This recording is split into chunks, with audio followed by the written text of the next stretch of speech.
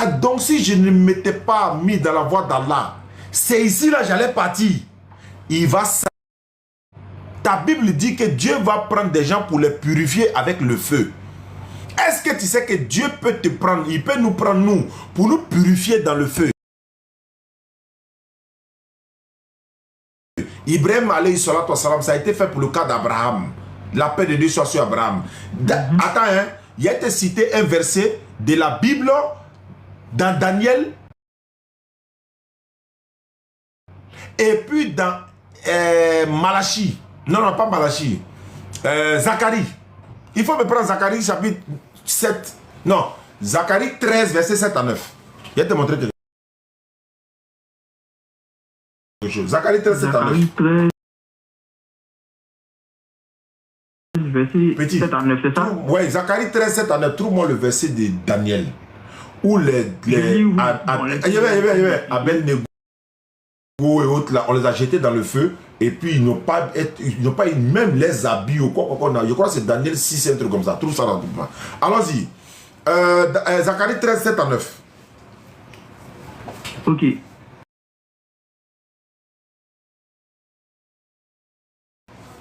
Ça commence par le pasteur. Épée, lève-toi contre mon pasteur. Vas-y. Épée, lève-toi contre mon berger, contre l'homme qui est mon compagnon. Il n'a pas dit pasteur chez toi là-bas. Il n'a pas dit contre mon pasteur. Ils ont mis berger. Reprends le verset, je vais voir. Ouais. Épée, lève-toi contre mon berger. D'accord. Dans d'autres versions, ils ont mis lève-toi contre mon pasteur. Allons-y, c'est pas grave. Mais si vous voulez vous arranger, vous pouvez lire. Non, faut prendre, c'est pas grave. C'est pas le pasteur là qui m'intéresse. Okay. C'est la suite là qui m'intéresse. Good. Ok. Épée, lève-toi contre mon berger, contre l'homme qui est mon compagnon, dit l'Éternel des amis. Frappe le berger et que les brebis soient dispersées, et je tournerai ma main vers les faibles. Dans tout le pays, dit l'Éternel, les 2 tiers seront exterminés, périront, et l'autre tiers restera. Je mettrai ce tiers dans le feu et je l'affinerai comme on affine l'argent. Et je l'éprouverai comme on éprouve l'or. Il invoquera mon nom et je l'exaucerai. Je dirai, c'est mon peuple, et il dira, l'Éternel est mon Dieu. Voilà. Dans la version du second, on dit, je les purifierai comme on purifie l'argent et je vais les éprouver comme on éprouve l'or. Il dit, il va mettre le tiers là dans le feu. Il y a un tiers qui va rester. Dieu dit, il va les prendre pour les mettre dans le feu. Je vais savoir. Il les met dans le feu là, ça pour faire quoi? Tu peux relire hein, pour comprendre. Le verset 8 là. Et dans le passage que j'ai compris, il dit, je vais mettre les gens dans le feu pour les affiner comme on affine l'argent. Ça veut dire quoi? Ça veut dire quoi? Je sais pas, disons pour mieux les... C'est pour les rendre purs. Voilà, disons, oui, c'est ça. Mais est-ce que feu rend l'homme pur? Pas trop les mots. Est-ce que feu rend l'homme pur? Comment on met quelqu'un dans le feu? C'est pas pour le brûler. Mais pourquoi Dieu dit il va les mettre dans le feu pour les rendre purs? Pourquoi? Ça fait 1. Je vais te lire Daniel chapitre 3. Daniel chapitre 3, verset... Voilà, verset 23. Daniel chapitre 3, verset 23. Voilà, comme l'ordre... Voilà, on dit ceci, verset 22.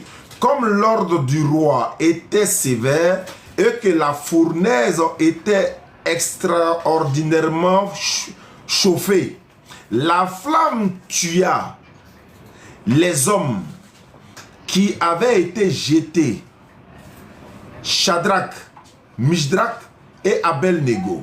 Ces 3 hommes, Shadrach, Meshach et Abel-Nego, tombaient liés au milieu de la fournaise ardente.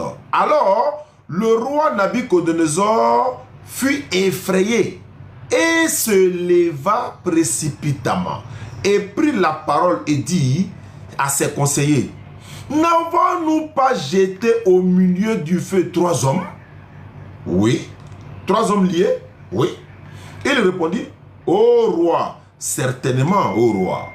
Il reprit et dit, eh bien, je vois 4 hommes sans lien, qui marchent au milieu du feu et qui n'ont point de mal.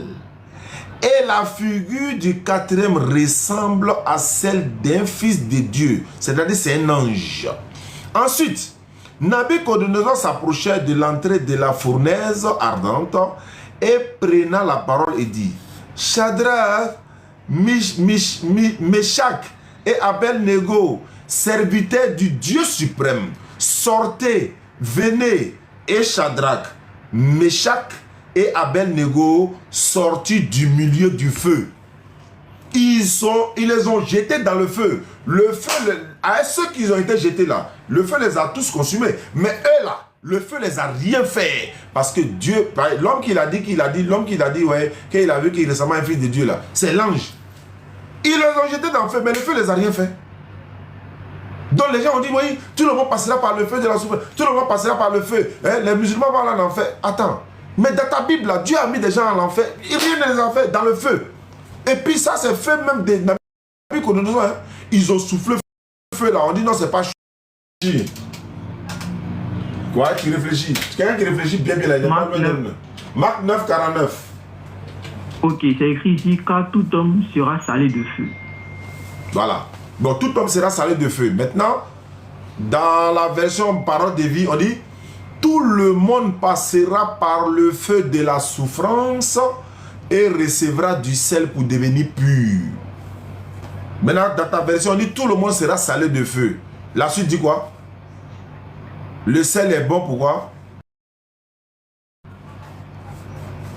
Attendez, je prends le verset 50, excusez-moi. Car tout homme sera salé de feu, le sel est une bonne chose, mais si le sel devient sans saveur, avec quoi l'assaisonnerez-vous? D'accord.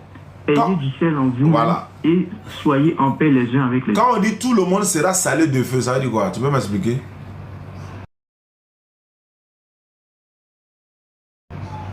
Oui, je peux vous expliquer. Allons-y, c'est pas choukoué en tout cas, faut dire. Matthieu 3, 11. Matthieu 3, 11. Et voir vous-même. Vous n'avez pas de problème? Matthieu chapitre 3, le verset 11. Je suis déjà à la page et j'ai fait la lecture.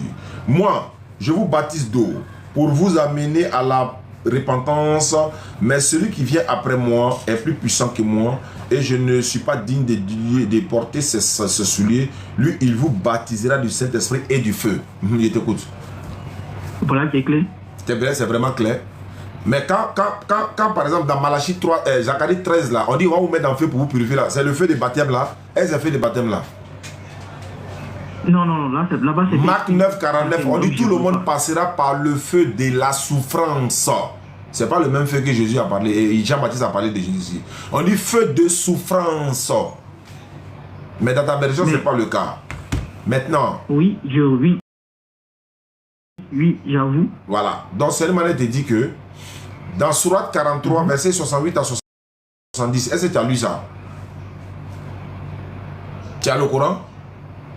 Oui, mais répétez la sourate. Sourate 43, verset 68 à 70. Sourate 43, 68 à 70.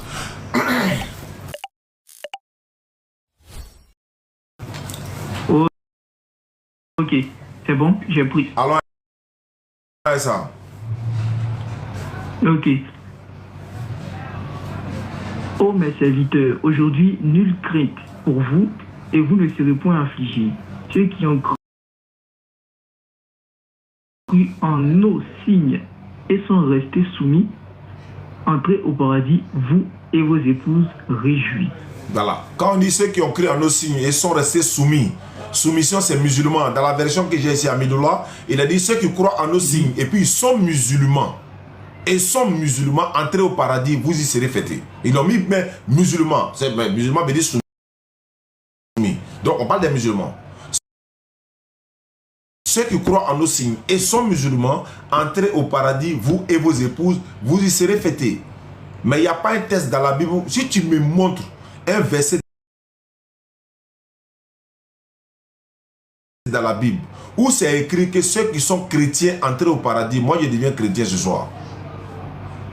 Mais excusez-moi, mais je ne peux pas vous montrer un passage où c'est écrit textuellement que les chrétiens entrent au paradis comme c'est écrit dans le Coran. C'est un peu comme si moi je vous prends un passage dans la Bible où il dit Jésus était crucifié, puis montrez-moi ça où c'est écrit dans le Coran. Il ne peut pas vous donner ça. Oui. Il peut vous montrer un passage. Crucifixion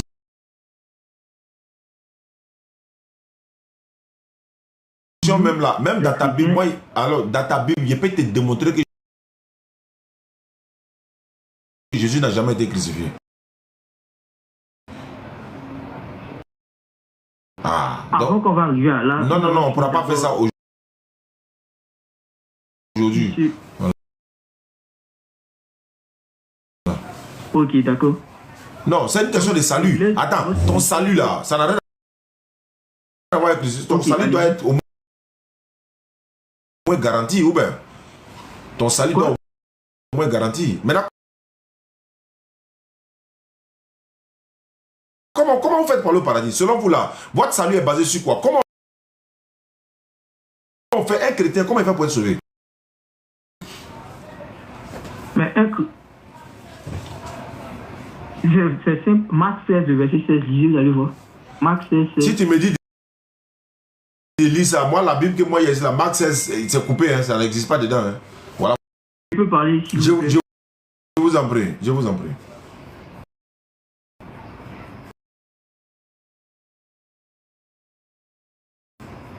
Ok, donc vous voulez que je vous donne un passage où c'est écrit en réalité où et en ce en quoi il faut croire pour être sauvé, c'est ça? Oui, je vais dire quoi? Par exemple, votre croyance est basée sur la résurrection de Jésus, non?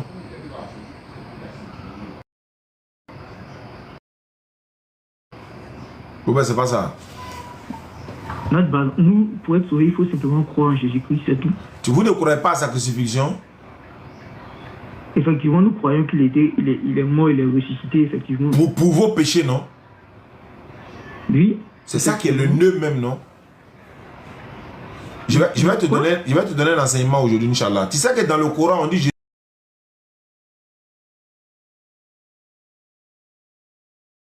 Jésus est béni. Et dans la Bible? Dans la Bible, il ne peut pas être béni puisque c'est lui qui est Dieu là-bas. Bon, je ne veux pas revenir dessus. Non, on ne parle pas de divinité. Il dit, le Coran dit il est béni. La Bible dit quoi de lui? Il est béni ou bien il ne l'est pas? Bon, je n'ai jamais vu dans le Coran où c'est écrit qu'il est béni, mais cependant, s'il est béni, en tout cas, je n'ai pas de passage pour le moment où c'est écrit que Jésus-Christ est béni. Dans le Coran, quoi? Non, dans la Bible, je ne connais pas. Attends, non, dans la Bible, là, Coran, pas de la Bible. Dans la Bible, Jésus est béni ou bien n'est pas béni? C'est une question simple.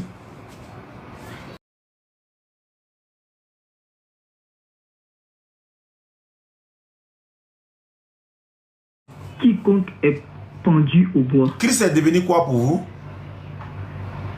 Oui, nous étions maudits, il est devenu maudit pour nous sauver. Il est devenu quoi? Il s'est maudit pour nous sauver. Donc dans la Bible, il n'est pas béni. Non. Selon ce passage, il s'est maudit pour nous sauver. Donc il est maudit pour nous sauver. Si Marie entend ça là... C'est écrit, je ne peux pas aller contre... Je suis d'accord que... Moi, c'est pas toi qui accuse, c'est ta conscience qui accuse. C'est à ta conscience. Moi, je suis en train de parler. Si Marie entend ça là, tu penses qu'elle ne va pas poser plainte contre vous? C'est son enfant. Et là, comment tu parles de son enfant? Si moi, je parle de ton enfant, comment tu seras content?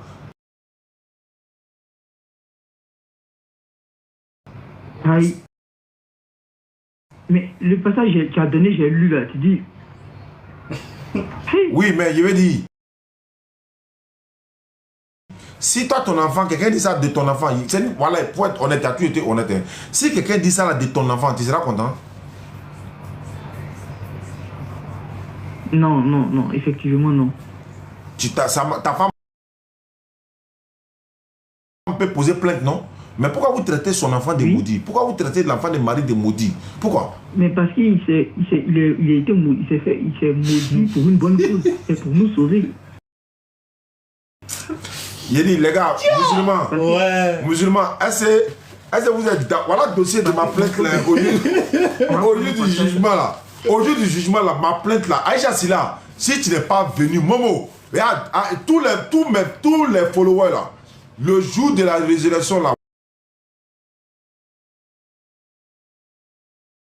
vous vous mettez tous derrière moi sans poser plainte de Marie. Et puis dans la Bible là, le Coran dit, Allah dit à Mohammed, ton Seigneur ne t'a ni abandonné ni détesté. Écoute bien dans le Coran. Ton Seigneur ne t'a ni abandonné. Jésus dit, mon Dieu, pourquoi m'as-tu abandonné?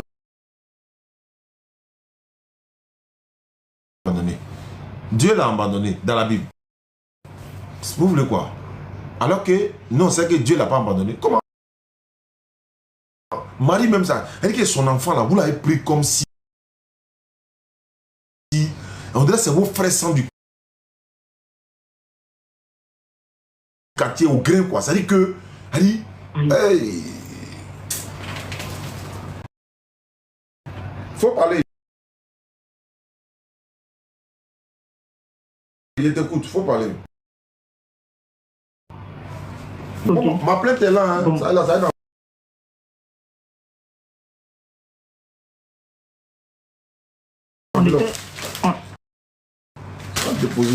On était sur... On était en train de parler de... À propos de nous les chrétiens, c'est déjà qu'on entend de parler tout à l'heure, n'est-ce pas? Ouais, on parlait de vous.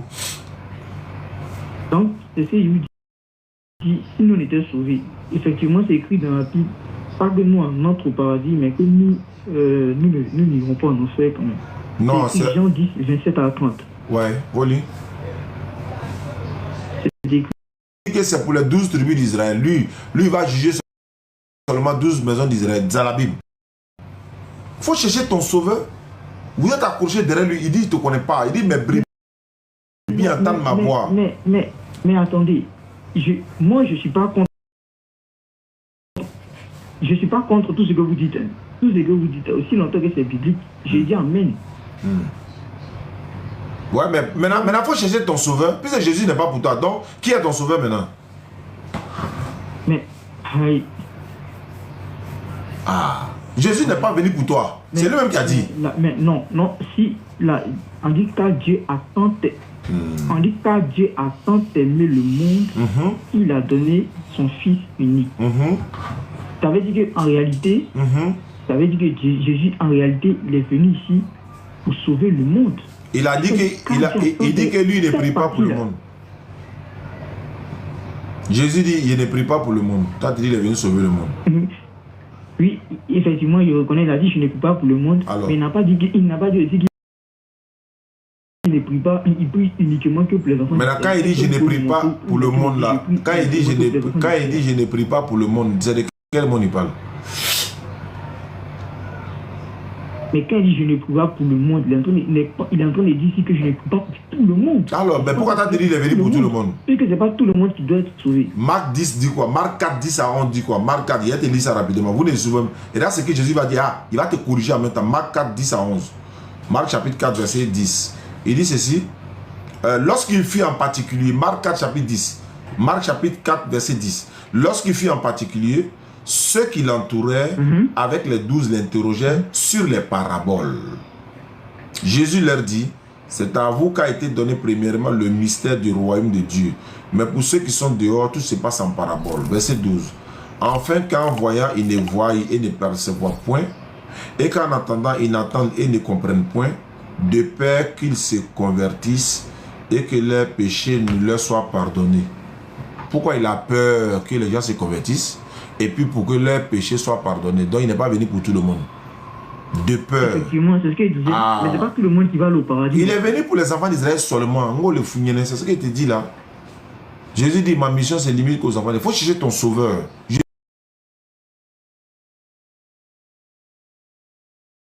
Jésus est venu seulement pour les enfants d'Israël. Il est venu sauver uniquement. Mais selon vous, bon, ok, quand vous me demandez de chercher mon sauveur, je le cherche aujourd'hui avec vous, hein. C'est bon? Il s'appelle Muhammad Nabiullah, Muhammad Rasulullah. Sallallahu alayhi wa sallam. Il s'appelle 46, ayat 9. 46, 9.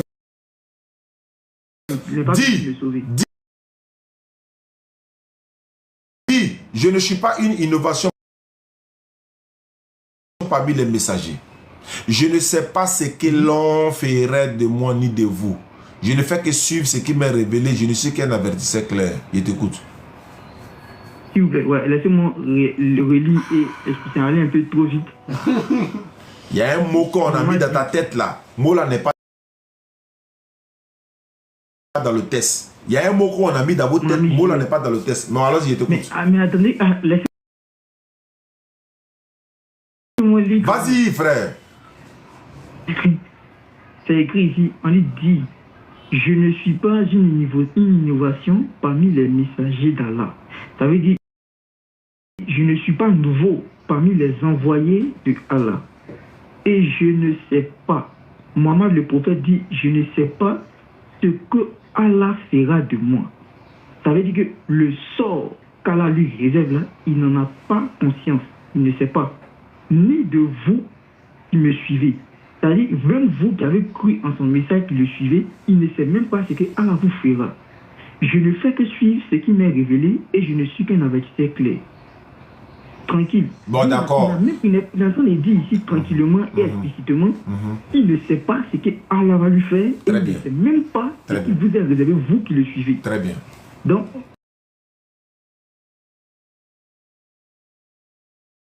montre-moi le passage où il dit qu'il est venu vous sauver maintenant. Très bien.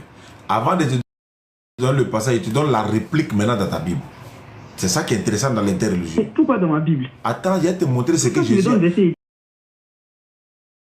Non, il va te montrer ce que Jésus a dit. Non, il va te montrer ce que Jésus a dit et puis il revient dans mon Coran. On dit, la Bible dit, Matthieu 7, verset 5, enlève d'abord la poudre qui est dans ton œil et puis n'enlève pas qui est dans l'œil de ton ami. On peut arriver? Il faut prendre la Bible, il faut prendre Jean 5, 30.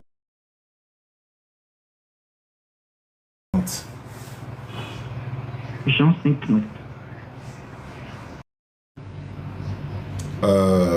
Voilà, bon, je vais attraper. Non, attends. Voilà, j'ai attrapé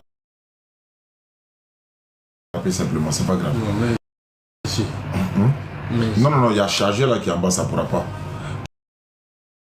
Voilà, parce que dans 5 minutes, nous sommes un peu enfermés. Et Mohammed sur la salam, il dit, je ne suis pas une innovation parmi les messagers. Je ne sais pas ce que l'on ferait de moi ni de vous. Il n'a pas dit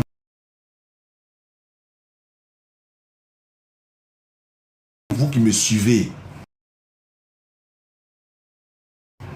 Tu es là à ajouter ta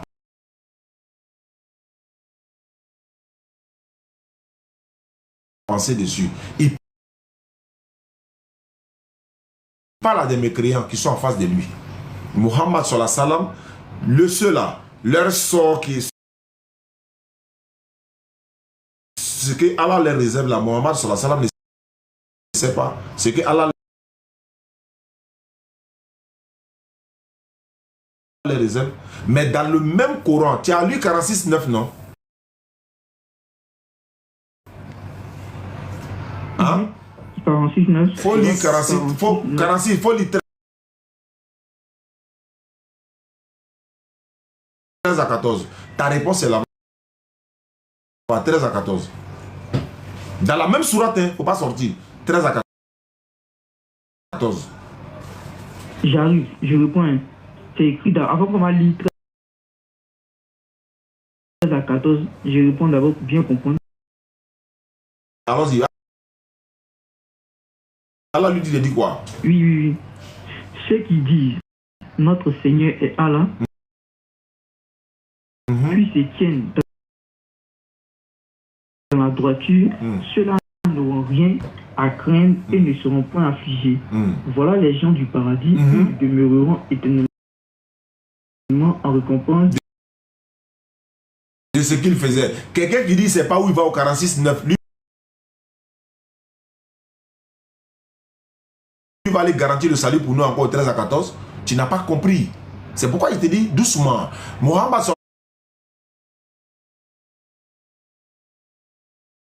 n'est pas une innovation parmi les messagers. Il ne fait pas ce que Allah, Allah va l'enlever sur la terre tout de suite. Non.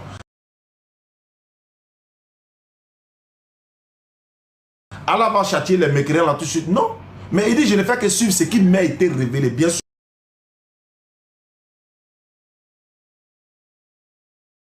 Le Coran lui a été révélé. Et puis il dit je ne suis qu'un avertisseur clair. Avertisseur.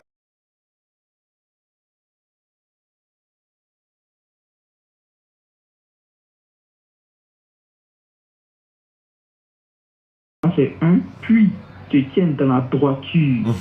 Ceux-là n'auront rien à craindre et ne seront pas affligés. Mais j'ai une petite question sur ce verset.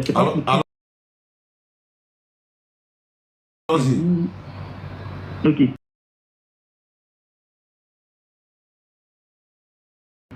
Maman dit ceux qui disent notre Seigneur est Allah, puis se tiennent dans la droiture. Ceux-là n'auront rien à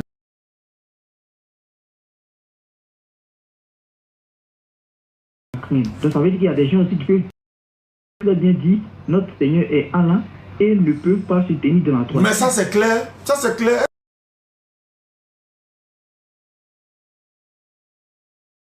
Ça là c'est un débat. Okay.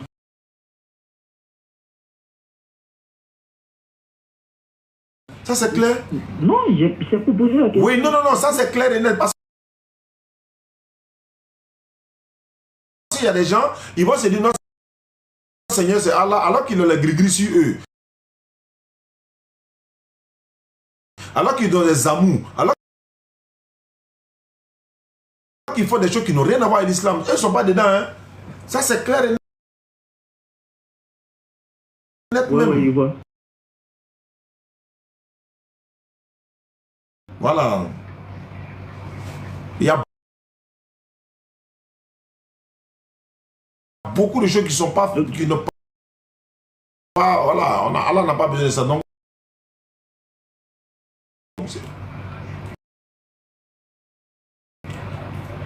maintenant, ceux-là, ils font quoi? Les sorts, c'est quoi? 14. Oui, on dit que ce sont les gens du paradis. Ah, t'as c'est la question. Dans le passage. Oui, j'ai compris.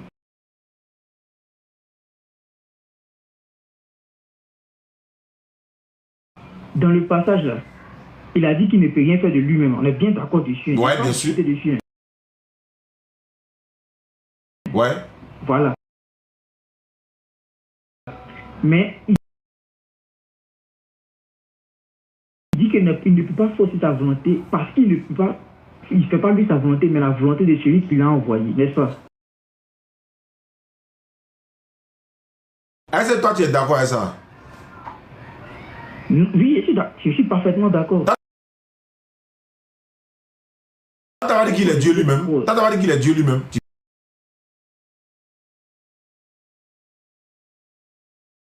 Je vais te contredire ça. C'est justement là que je vais en venir. Attends, tu es d'accord qu'il l'a envoyé et puis tu es d'accord qu'il est Dieu devant là-bas quoi? Non. Chrétien.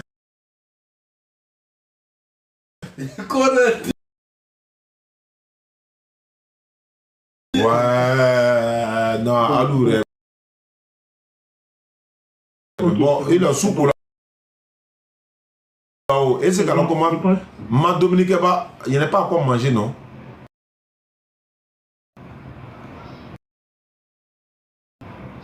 Il y a un passage, dernier passage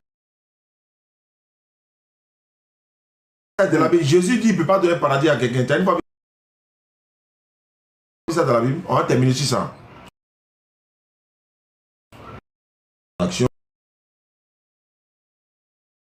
Voilà, on prend ça, on va ajouter ici le peu qu'on a là-bas. Donc, voilà, pour le coin qui Inch'Allah. Et pour les puits également, les numéros sont au bas de l'écran. Forage, puis on a commencé à réaliser déjà la soeur et notre maman Sanogo Bintou qui est décédée le 24 septembre 2022. On va faire son puits, Inch'Allah, très bientôt. Rachid Dépiné et les frères authentiques, le puits est en cours de réalisation. Et d'autres frères encore, la soeur qui est aux États-Unis, sans oublier mon frère qui est au Burkina Faso, je ne dirai pas son nom. Voilà, tout ça est en cours de réalisation. Très bientôt, je serai en voyage et mes petits vont prendre la relève derrière moi pendant ce temps. Allons-y, mon frère. Matthieu 20 à 23. Ok. Alors la mère des fils de Zébédée s'approcha de Jésus avec ses fils et se prosterna pour lui faire une demande. Il lui dit, que veux-tu? Elle répondit, ordonne que mes fils que voici soient assis l'un à ta droite et l'autre à ta gauche dans ton royaume. Jésus répondit, vous ne savez pas ce que vous demandez. Pouvez-vous boire la coupe que je bois, que je dois boire plutôt? Il lui répondit, nous le pouvons. Et il leur dit, il est vrai que vous boirez ma coupe, mais pour ce qui est d'être assis à ma droite et à ma gauche, cela ne dépend pas de moi, mais cela sera donné à ceux à qui mon Père l'a réservé. Explique-moi.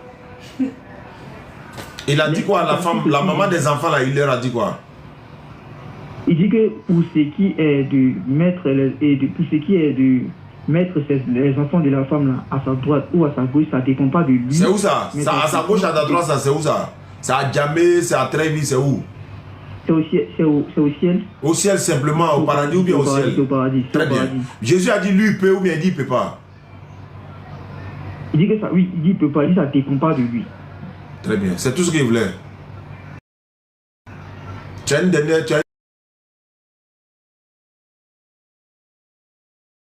dernière parole pour qu'on conclue. Parce que tu as été très sage. Non, je pense que bon, on va s'arrêter là. D'accord. Tu m'appelles de quel pays même? Tu m'appelles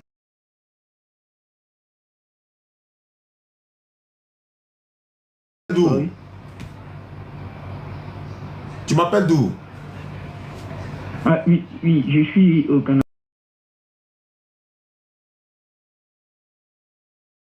Ah d'accord. D'accord. Il n'y a pas de problème. Chaque fois quand tu me vois en ligne, si tu veux participer, je serai très heureux de te prendre quoi. On va parler de d'autres sujets encore, il n'y a pas de souci. Vraiment, merci beaucoup. C'est Christophe, non? Oui, c'est ça. D'accord. Merci beaucoup, Christophe. Bonne soirée. Tu as un accent ivoirien là?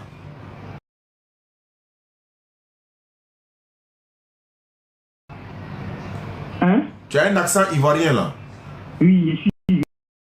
On va vous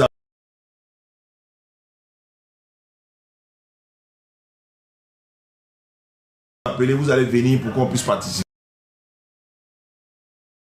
Ceux qui veulent faire des puits, des forages, des puits châteaux, vous êtes priés de nous contacter sur les numéros qui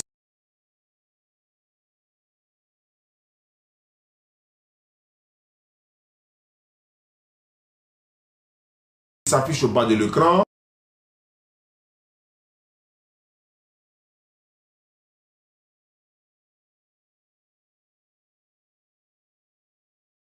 Pour pouvoir réaliser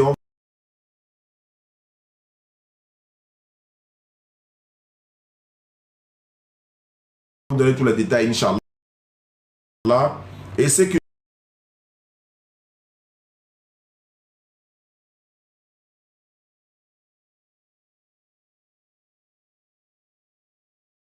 Herman. Est-ce qu'il doit parler là? Herman là.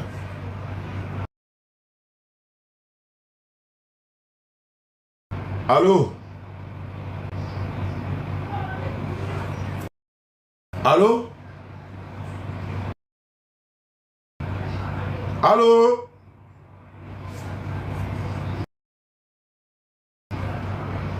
Bon, il y a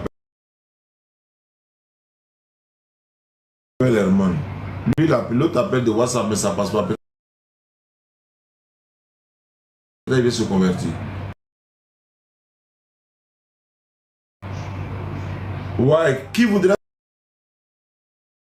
se convertir? D'abord, tu te demandes.